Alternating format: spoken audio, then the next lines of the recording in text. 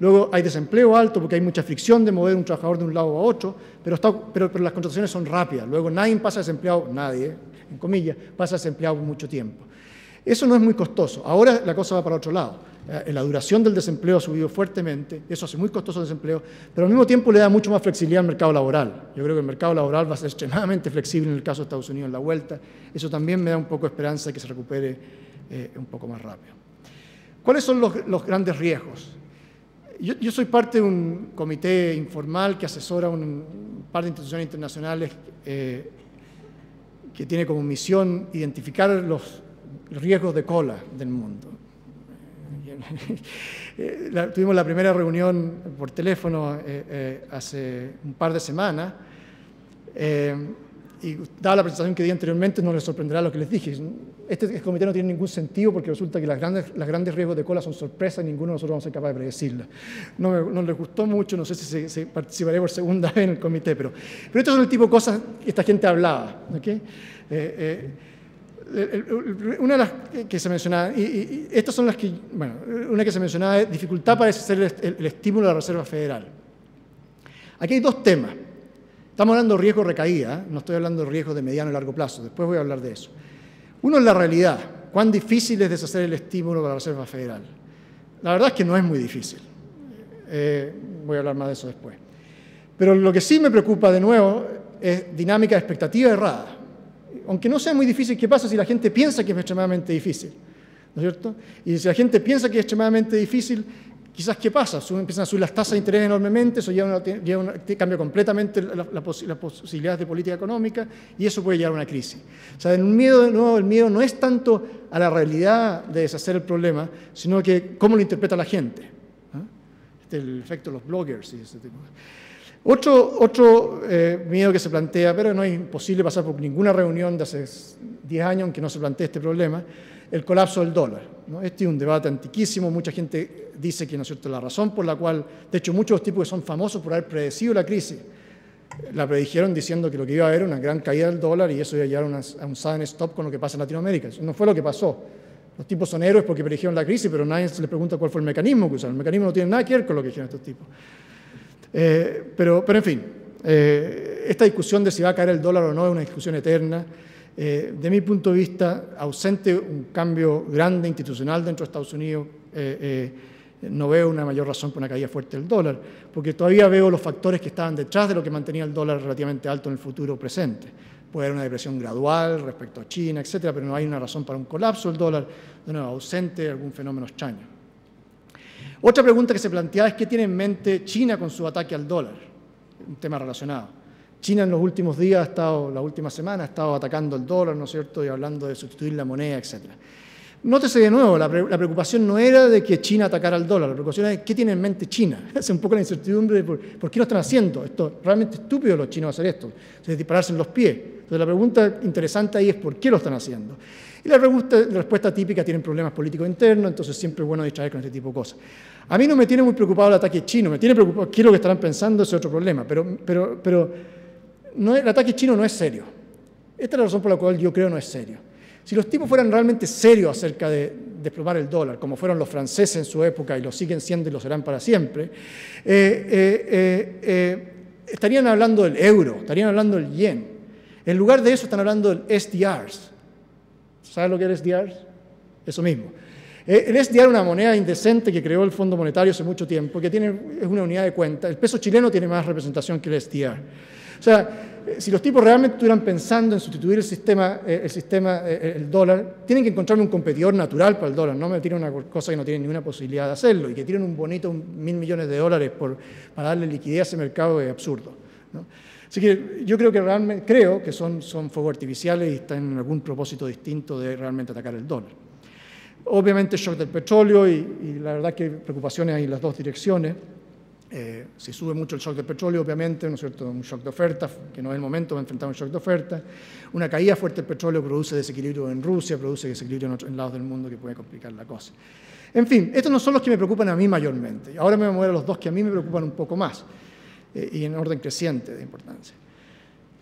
Un problema que puede ocurrir y que se planteó en este grupo, lo planteó alguien en este grupo, es una recuperación muy lenta. Si la recuperación es muy lenta, se empieza a demorar mucho, el desempleo sube, mucha presión política, puede empezar una discusión fuerte de un nuevo paquete fiscal. Un nuevo paquete fiscal, la verdad es que no tiene grandes implicaciones en términos de desequilibrios fiscales para Estados Unidos. Los problemas fiscales de Estados Unidos vienen por otro lado. Pero de nuevo, la gran preocupación de ese grupo no era el impacto fiscal realmente. El gran problema de ese grupo era qué pasa si los mercados se espantan de nuevo y con la implicación de largo plazo, que empiezan a pensar que la deuda americana, ¿no es cierto?, se va a desplomar en el futuro, el valor de la deuda americana, que eso va a llevar a un colapso del dólar, que los tipos van a tratar de inflar para devaluar el valor de la... que comiencen una serie de historias de nuevo que pueden llevar a un pánico. Esa es la preocupación. No es el impacto fiscal propiamente tal, pero el efecto que pueda tener en los mercados nuevamente. Estar trabajando en un ambiente donde los mercados pueden razonar a casi cualquier cosa es extremadamente desagradable. A mí lo que realmente me preocupa, lo que me desvela, es otra cosa. Todas estas cosas me preocupan un poco, pero lo que me desvela realmente es una sorpresa nueva sin el capital político para combatirla. A mí lo que me preocupa es que podría haber un shock nuevo al sistema financiero americano, a lo mejor de rebote, podría haber un shock nuevo al sistema americano, y yo no creo que el equipo de Obama hoy en día tenga el capital político para hacer una defensa fuerte del sistema financiero sin un compromiso enorme. En la pasada anterior, ellos fueron muy atacados. El equipo de Obama no es querido ni por los republicanos ni es querido por los demócratas, ¿no? Por el core de estos dos partidos, digamos. Y creo que son los tipos que están haciendo lo correcto, esa es la desgracia. Pero en la pasada anterior estuvimos un pelo a nacionalizar los bancos. Tuvimos un pelo a nacionalizar los bancos, que creo que hubiera sido un disparate monumental. Ahí es donde me puse a escribir, no podía hacer otra cosa que escribir en los OPEDs y cosas de ese tipo, porque creía que era una brutalidad enorme. Pero perdieron por muy poco esta gente. El grupo, especialmente el grupo más conservador, no tiene tanto peso en la decisión de Obama, pero el grupo más populista tiene un peso enorme, digamos. Y hay gente muy ilustre, están los Krugmans, los Stiglitz, gente muy ilustre que está muy pro nacionalización del sistema financiero. Y la razón por la cual lo quieren, ahí saqué una columna que me significó mucho email de odio, digamos, dije, la derecha lo hace por que todavía está trancado en las políticas de Mellon y Hoover que que llevaron a la Gran Depresión, y la izquierda lo hace porque siempre han odiado a los bancos y a este momento los tienen blanditos, digamos. Entonces, por los dos lados había una presión enorme para cambiar cómo funciona el sistema financiero americano. Esa gente perdió, pero perdió por muy poco y está con mucha sangre en el ojo. Si hay un shock nuevo en el sistema financiero americano, vamos a escuchar mucho de ello y no me queda claro dónde termina el equilibrio político si eso ocurre.